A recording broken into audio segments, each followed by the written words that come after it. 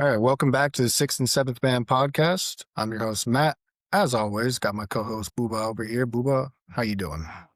We're good. I'm ready for this episode. It's gonna be a fun episode, so let's get to it. Let's get into it. Yeah. So first, let's go ahead and discuss the draft lottery since that happened today. Want to hear your thoughts before I say anything about it. But let's start with the top four. What are your thoughts on the Um, on the teams and the picks?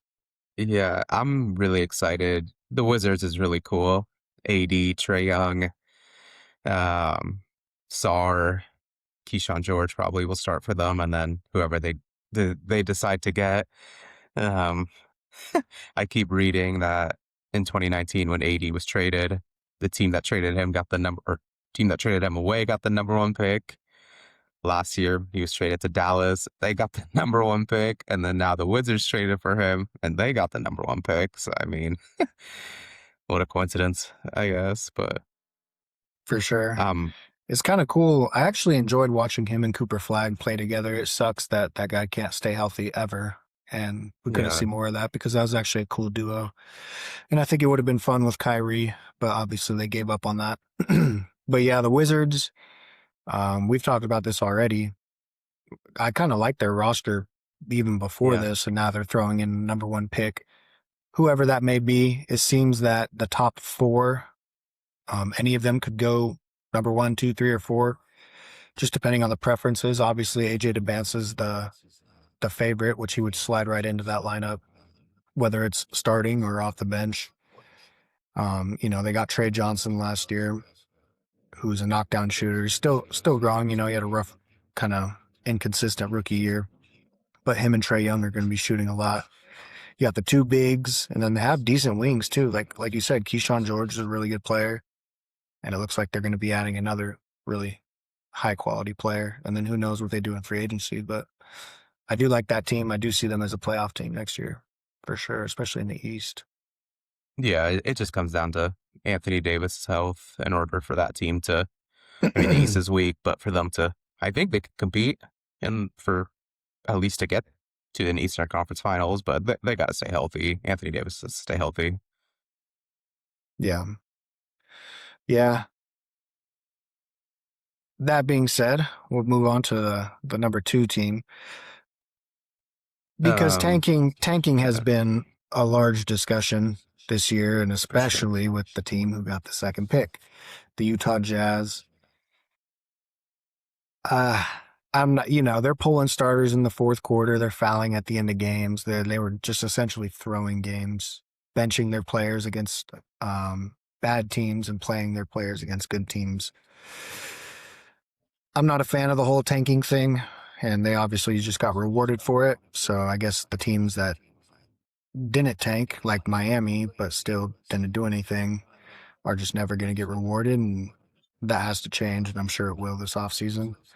With that being said, they also have a very solid roster, and whoever they get, one through four, any of those guys would be good on that team, I think. Hmm. They have a pretty big lineup already with Jaren Jackson, Markkanen, and Ace Bailey. Ace Bailey's like 6'9", 6'10". Obviously, they have Keontae George, some other great guards off the bench, but it'll be interesting to see who they go with and how that fits, and maybe if they make another move. But I like that roster too. I think they're definitely a playoff team, or at least a playoff threat for next year, and we'll see how it all comes together. And Walker Kessler, they have. Let's see if they trade him, but If they keep him, yeah, they have a lot of bigs, and Philip Kowski off the bench. They got Sensabaugh off the bench, Collier off the bench. They got some players. yeah, I'm curious to see who they go. I mean, we'll see. I think the Wizards go to Banza, but if he slides to two, he'll for sure go there. Um, but I don't think he's gonna slide. I have, speaking of tanking, you know my opinion on this. I agree with everything that you said, but teams like Sacramento, they're not purposely pulling starters. I mean, Westbrook was playing, DeRozan was playing, so it's like they don't get rewarded, in my opinion. And so what do you do as a franchise like that? You're just kind of stuck. I mean, Sell you're the never going team. to be good. I mean, it's not going to happen. I'm just being hard on them because they always suck, but I'm just so No, freaking for tired of sure. that franchise. But eventually they'll turn it around. Um, I mean, I don't even know. I really don't know. Sabonis might be on the move this year. I don't think anyone is really jumping at Levine or DeRozan's contract, to be honest, No. especially with the new rules in place.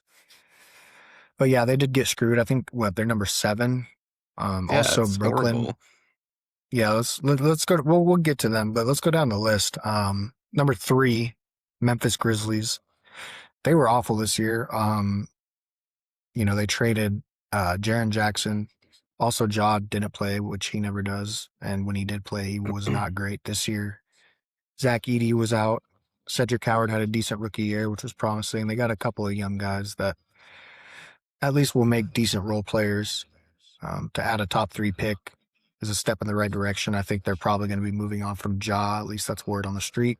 If anybody wants to take his contract, which we discussed in a previous episode, what his value is, I'm sure somebody will, but who knows? Maybe they keep him and keep trying to build. Hopefully, he works on his game a little bit. What are your thoughts on the Grizzlies getting the 3rd pick? Yeah, I mean, it's fine, but there's more deserving teams like Sacramento, Brooklyn, who's just stuck. I know you're not going to like this one, but the Pacers, um, we'll see. I mean, they got a boatload of picks in the Jaren Jackson trade. So, I mean, they're kind of set up for the future. I would trade John, get whatever you can for him.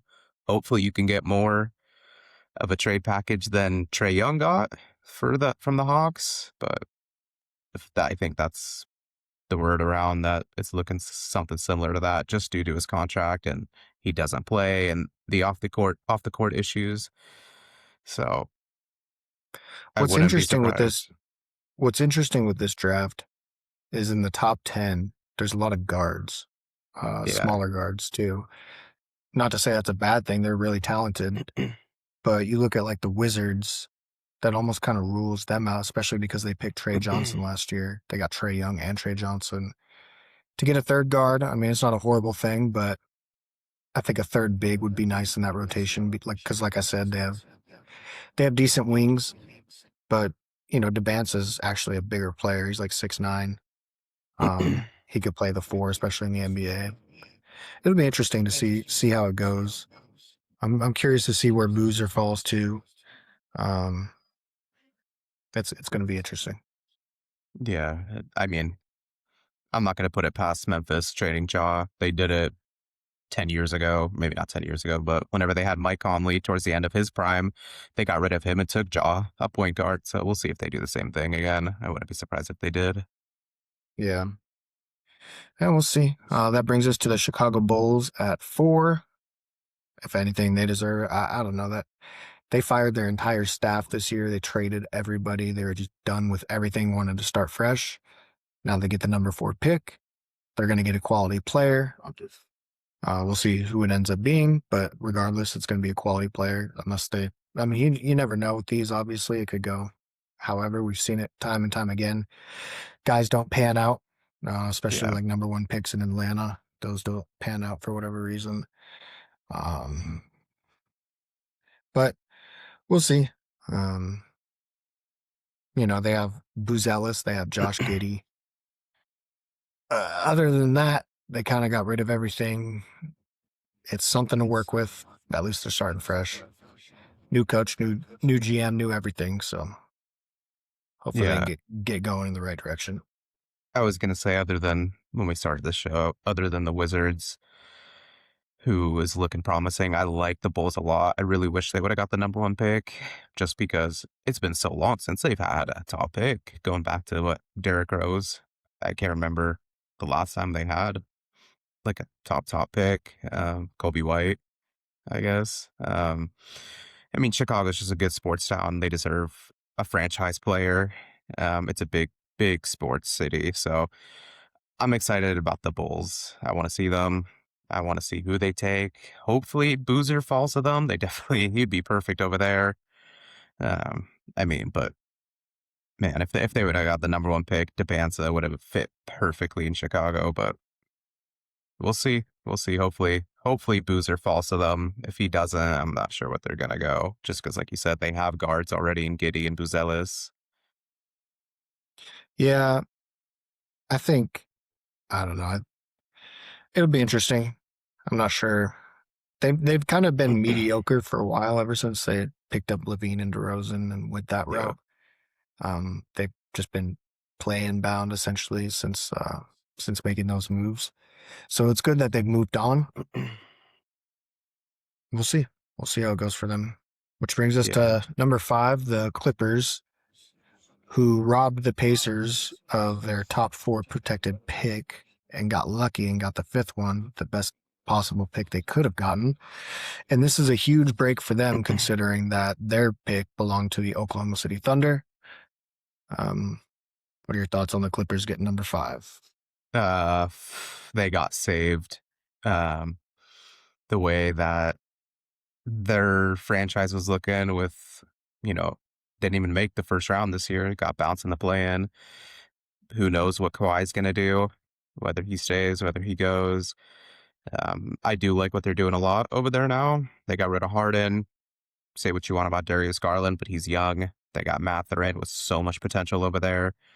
And then if they get rid of Kawhi, they're going to get something for Kawhi. If he stays, great. He actually played this season, which was promising. But they absolutely fleeced the Pacers, not only for this year, but they got the Pacers 2029 first round pick. And then they got some second rounders in there, all for Zubox. So Yeah. this is That's a rough huge. that's a rough trade for the Pacers considering Yeah. last year in their championship run they had Miles Turner, they had Ben Mathurin. Now they don't have either of those guys, and they didn't get a pick in their worst season. Yep. It's a big loss. It's huge. We'll see how they bounce back from that. Obviously, Tyrese is coming off of an Achilles, and you never know how that's going to go. Yeah. But Clippers were looking at the barrel of a shotgun, but they're promising now with this pick for sure. Someone to pair with Garland. I actually like Darius Garland a lot. It's just with his toe injury, I didn't know if he was ever going to be a serious player again because he was looking pretty rough this season when he was playing in the beginning. But Yeah. when he was playing with the Clippers, he looked pretty good. And I hope he can recover because he's like one of the most difficult players to guard. He's one of the quickest on the ball off the dribble. He's a very talented player. Obviously, he has his defensive issues, but a lot of players do these days. But he's very talented, and it'd be cool to see him. I'm curious to see what ends up happening with Kawhi. We'll see. You never know with that guy. Yeah, for So, sure. But I'm also a fan of Mathurin, which I believe he's a free agent. So hopefully he gets a decent check, which I'm sure he will from the Clippers. I doubt they want to lose him. He was a big part of that trade. So, Yeah. and it's not like they're getting the number 5 pick, but other than that, there's not really any super young, talented guys to look forward to on that roster at the moment. So, Yeah. I hope they keep Derek Jones. He would fit perfect in his role for that team. Other than that, I'm not a fan of the roster. yeah, we'll see. That's a franchise that's not afraid of making moves. So don't be surprised if they end up trading that number 5 pick, or you never know. They're always making moves and picking guys up for better or for worse. So Yeah, for sure. that brings us to number 6, Brooklyn Nets. They definitely got screwed over because their team is awful. That being said, they did have 5 first rounders last year, and they picked 5 point guards last year. And it appears that they're going to get another guard this year just by the way everything's falling, unless they trade down, because Debanza and Caleb Wilson are most definitely going to be gone in the top 4.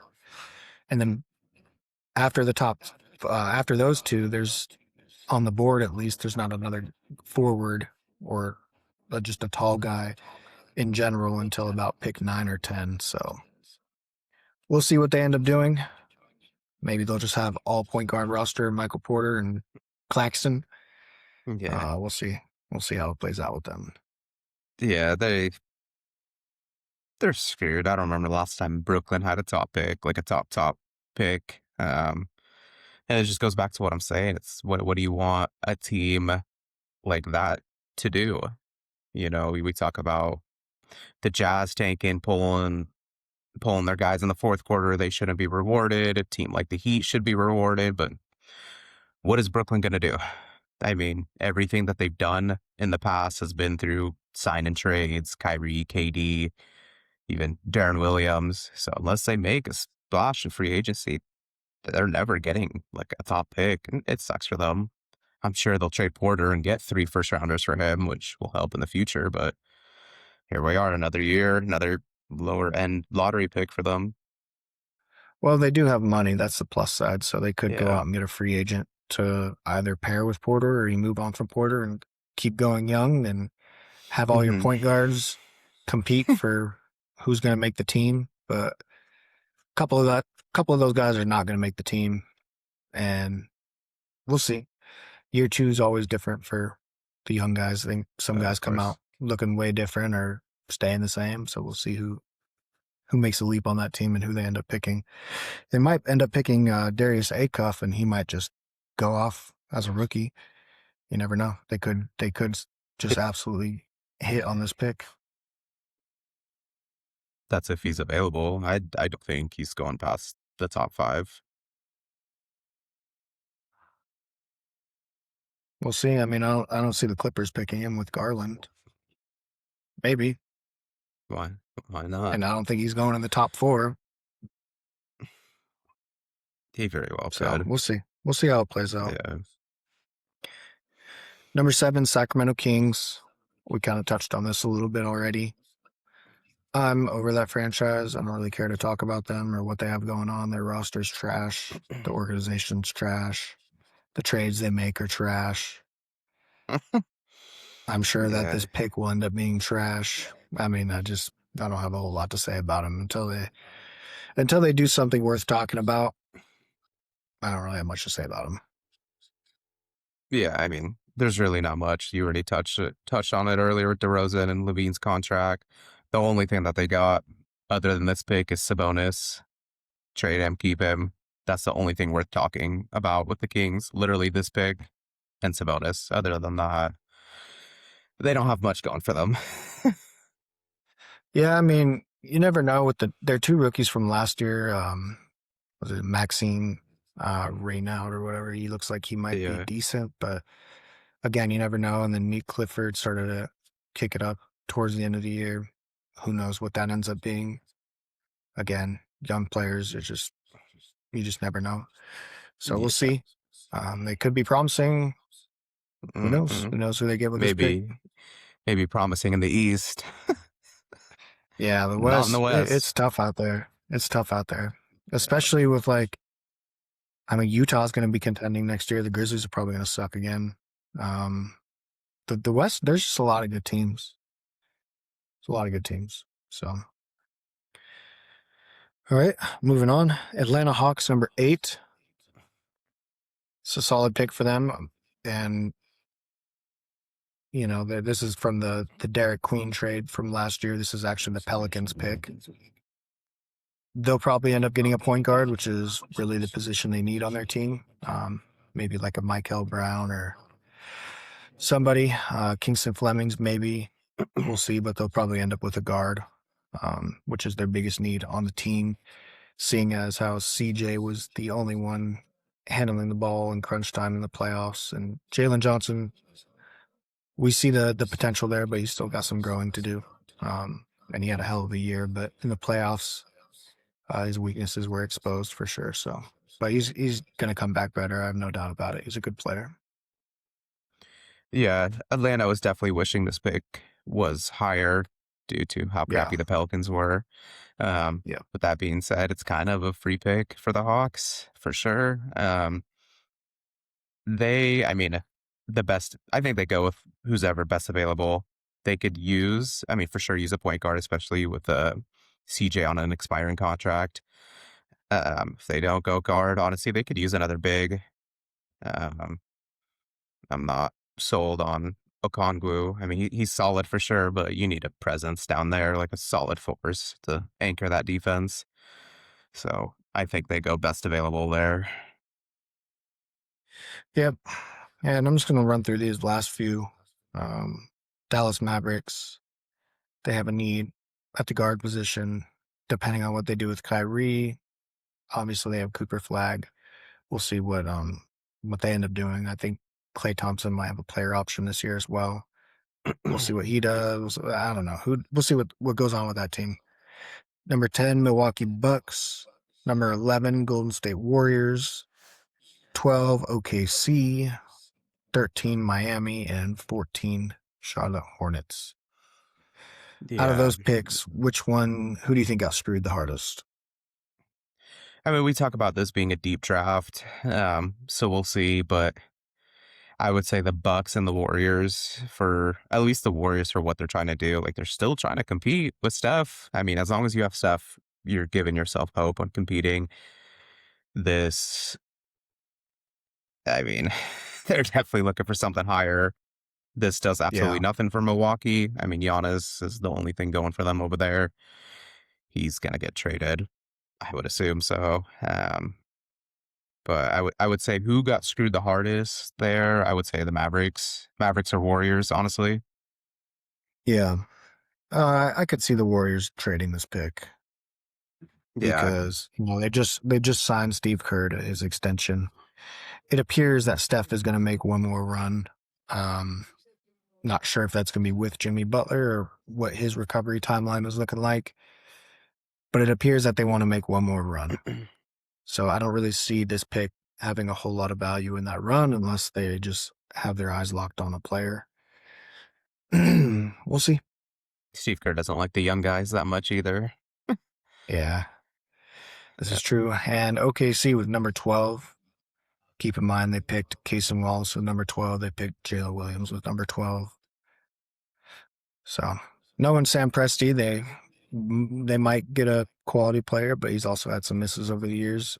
Dylan Jones being the prime example in recent years, who was a lottery pick, unfortunately. But Yeah, the Thunder.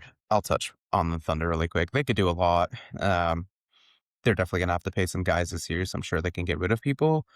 But they're in control of their entire front offense. What they can do, they could trade picks, they could trade this pick, they could trade some of their players, they could trade Hartenstein. If they really wanted to, they could go get Giannis. That's how deep this Thunder team is. Hopefully not. That would ruin the league. I won't say ruin the league, but the Thunder hate it as is. But they can. We'll see we'll see what Sam Presti's got cooking for them.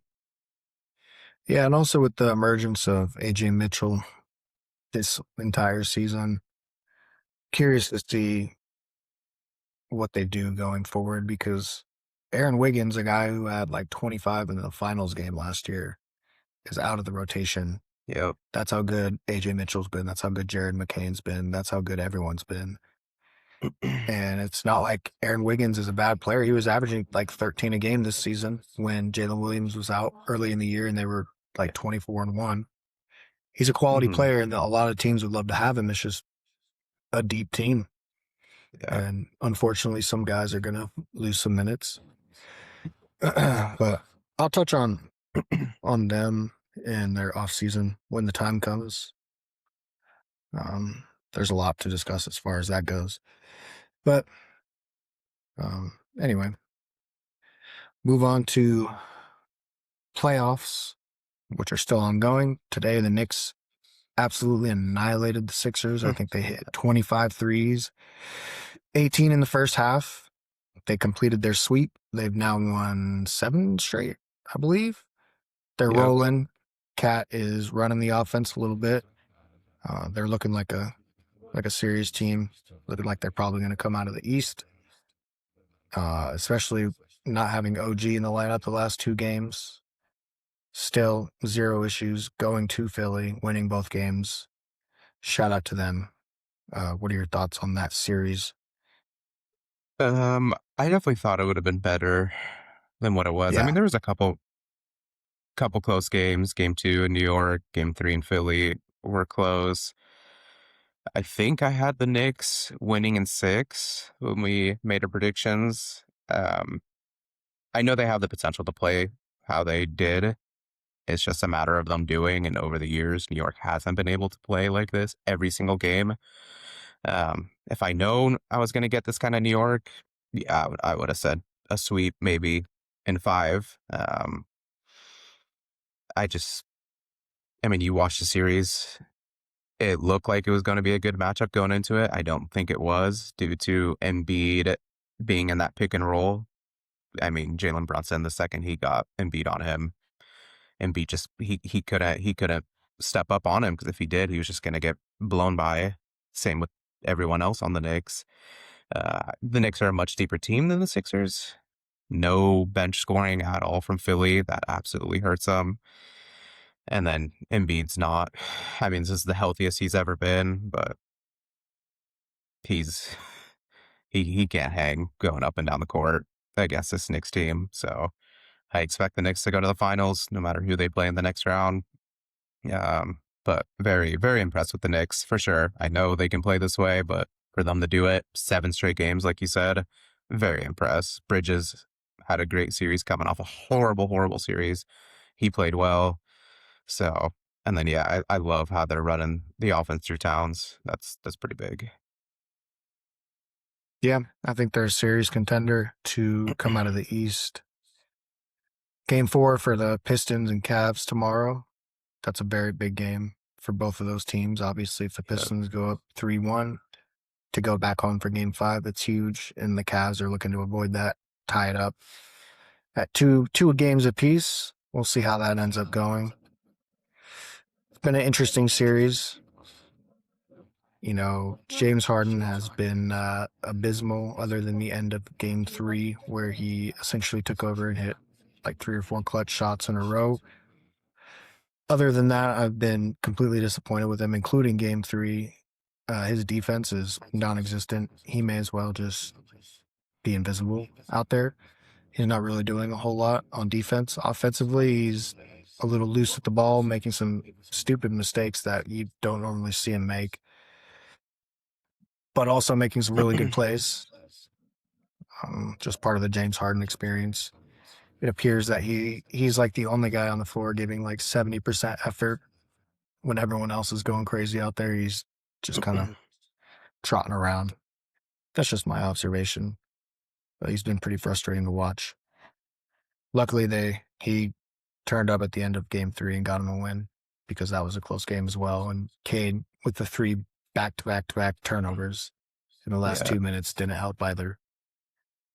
But we'll see how Game 4 goes. Yeah, well, Harden is just looking for that foul way too much. I think he just needs to go out there and play. We saw it in this previous game. But the first 2 games, he was just pressing too much, over dribbling, way too much dribbling. I think he was just trying for the fouls, which is why he has so many turnovers. Obviously, there's some crazy mistakes that he made that were like, what are you doing?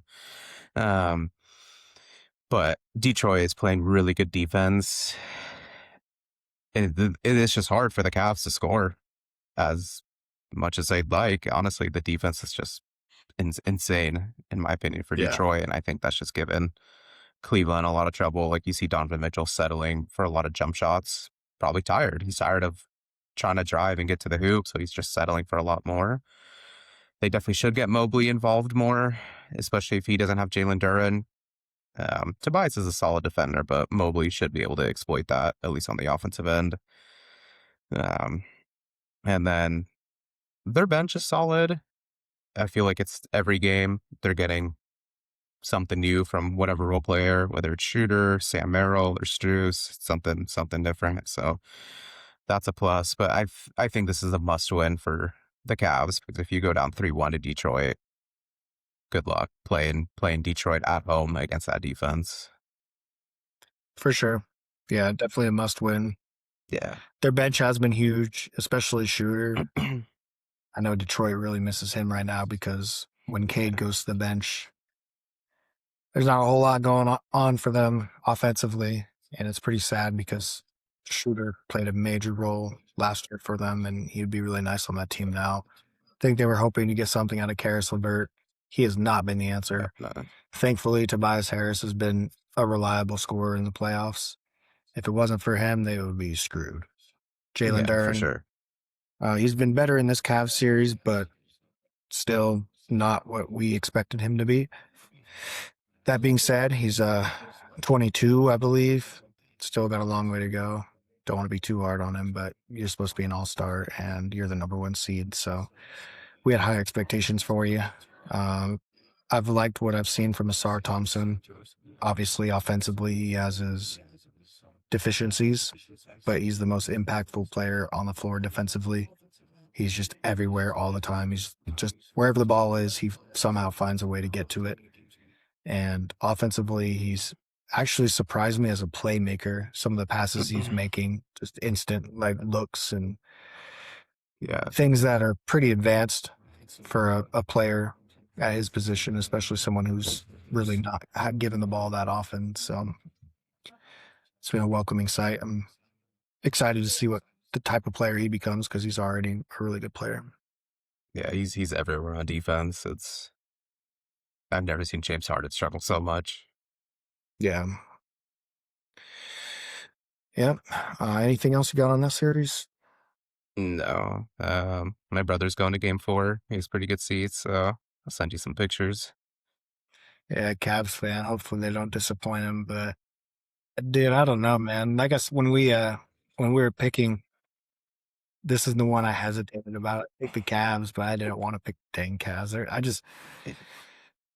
I don't have any faith in that team. If they get to the Knicks, I think the Knicks will just walk all over them. I think Detroit actually has a decent chance against the Knicks, but we'll see how it plays out.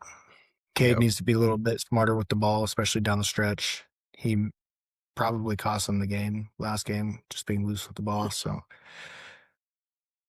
if it's a close game again, Cade needs to get it together because he's the only one on that team who can No, do for anything in sure. the clutch other than sometimes Tobias. So Yeah, no, for sure. alrighty, moving on. Out west, we had a big game today. Spurs and Timberwolves game 4. Timberwolves ended up tying it up. Wemby turned into Ron Artest in the second Good. quarter. I mean, what was he doing, dude? You can't have that. I'm sorry, but For sure. I understand flagrants happen and things like that, but that's just intentional. Yeah, that was pretty bad. You have a chance to take a commanding 3-1 series lead. And I mean, this is what we talked about. Experience for the Spurs. Is it going to come back and haunt them? And that was huge for the Spurs. I mean, you saw the game, it came down to the wire, and Minnesota was just getting some offensive rebounds. Gobert was scoring in the paint. Naz Reid was getting rebounds. And I'm sorry, but that's not happening if Wemby's in the game. And he costed his team for sure. I mean, you Well, see the Spurs. it appeared that the Spurs had control of the game until that happened. Like Yeah. Minnesota was not able to get anything at the rim, of course, because of Wemby. It just appeared that the Spurs had the tempo and they had the rhythm, and then he did that stupid shit. And it kind of cost them the game. And that was a big game. They could have gone up 3-1, like you said. Now it's tied up, going back home, and anything could happen. You let Ant get hot tonight. Who knows if he carries that into the next game? So Yeah. we'll No, see. Minnesota definitely took advantage of the situation. Not at first. They looked a little relaxed even when he got ejected. I think that's why the Spurs made it a run. But Edwards got some help tonight. Naz Reid off the bench, Mike Conley, DeSomu at the end. Gobert was huge for them. So that's anytime Gobert is huge for you, that's big. Yeah, it seems that whenever that guy does good on offense, they win. He's kind of the key to them Yeah. being successful because Randall didn't really have a great game. But shout out to Dylan Harper once again stepping up in the playoffs. Yeah. One of the Good. most impressive rookie runs in the playoffs that I've seen. I really can't remember, other than Jason Tatum, I really can't remember another rookie in recent times doing this well in the playoffs. Yeah, I'm super excited for not just the future of these rookies, but especially him on that team. You have Castle, who there's a lot of promise there, but Dylan Harper is going to be. I mean, he had some He's a threes star. today. Like, dude, He's a, he's gonna be so good. he's a star. He's such a good finisher. His footwork is elite. Elite Yeah, footwork already. It's just the jump shot. But yeah, I mean, his jump shot's kind of been falling lately. So that's what I'm saying. Yeah, yeah, it's scary. He has so much potential. Uh, um, Game 5 going back to San Antonio.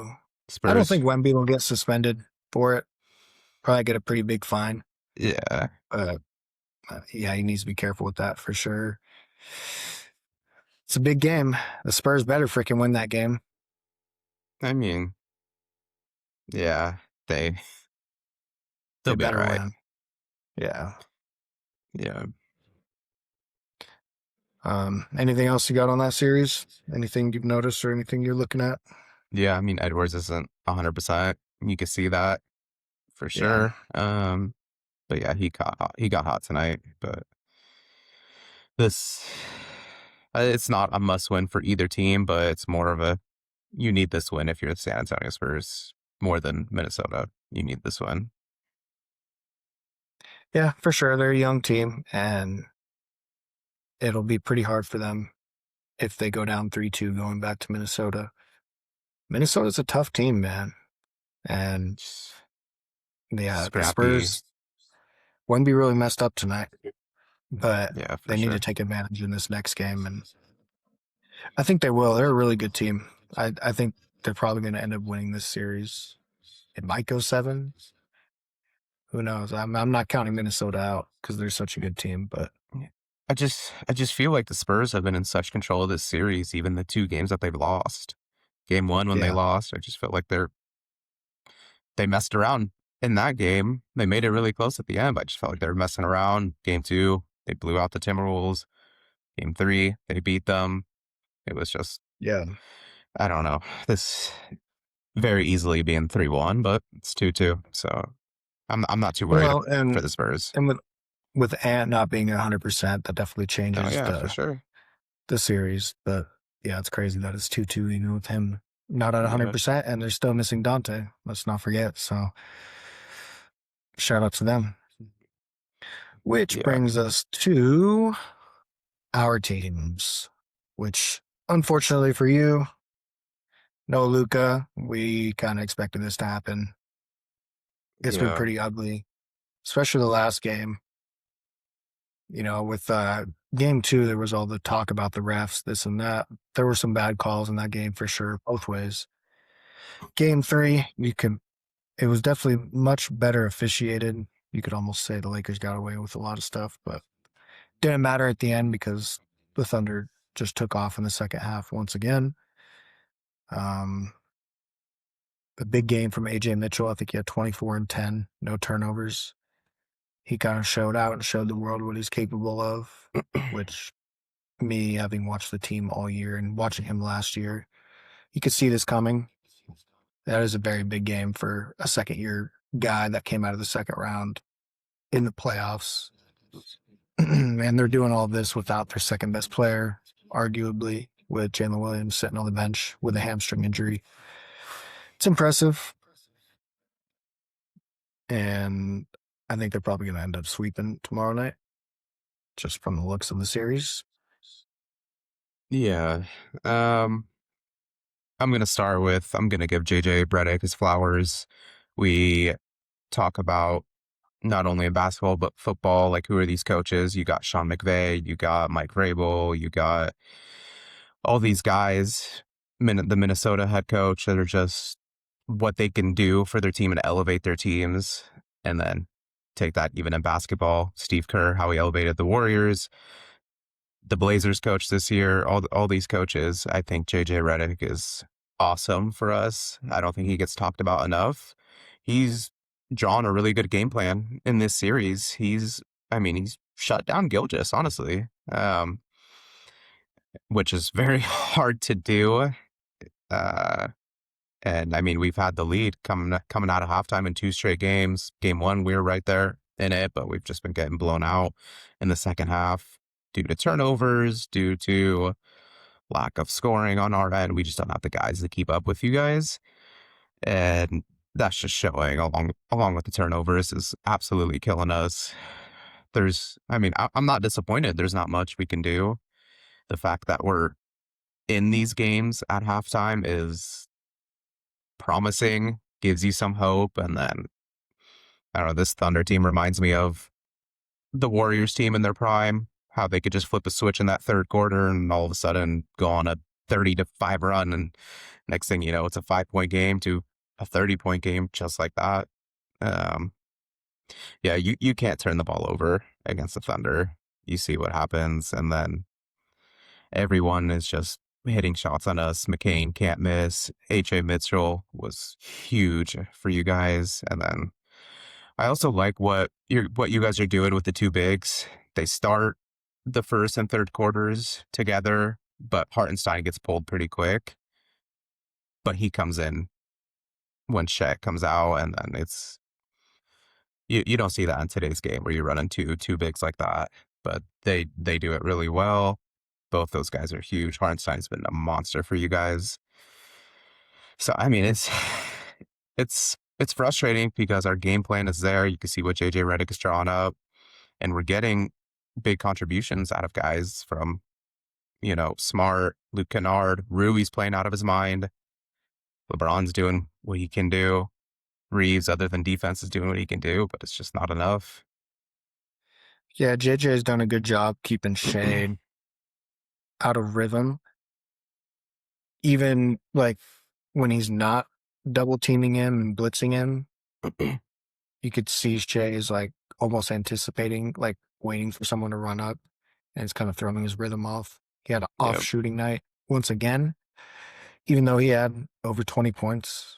It was still not what we're used to seeing from Shea. So shout out to him. I'm sure whoever they play next will end up mimicking some of what he threw at Shea. But unfortunately, the game plan of just letting anybody but Shea beat us doesn't necessarily work when it comes to the Thunder, because they'll beat you. Like, they have other guys that'll beat you too. And big shout out to Chet. He is like becoming a real player this year. He was great on defense last year, and he had his moments in the playoffs, but not like this, where he was consistently scoring over 20 and getting boards and just everywhere defensively. His 3-point shot has came a long way. He's a really reliable shooter now. He's got a decent little post game now, little fadeaways on the block. Obviously, if they end up playing the Spurs, Wemby's on that. Wemby like takes that matchup personal for whatever reason. So we'll see how that ends up going. Maybe Chet has some more fire in him in the playoffs. He's playing pretty confidently right now. And I hope J-Dub comes back for the next series. But yeah, shout out to the Lakers. Shout out to LeBron. He's doing what he can at his age. Austin Reeves doesn't play any damn defense. Jake LaRavia is useless on that team. Everyone else has been pretty good except for Aiden. Last game was awful. The first 2 games he wasn't that bad, but last game he was awful. He wasn't getting rebounds. He wasn't playing defense. He had a 5-foot kind of floater shot that he airballed. Like, dude. Wide open. Yeah, it was pretty bad. Yeah. But yeah, shout out to the Lakers regardless. People have asked me, they're like, what do you think of Aiden? I mean, to what we had last year, yeah, I'll take him.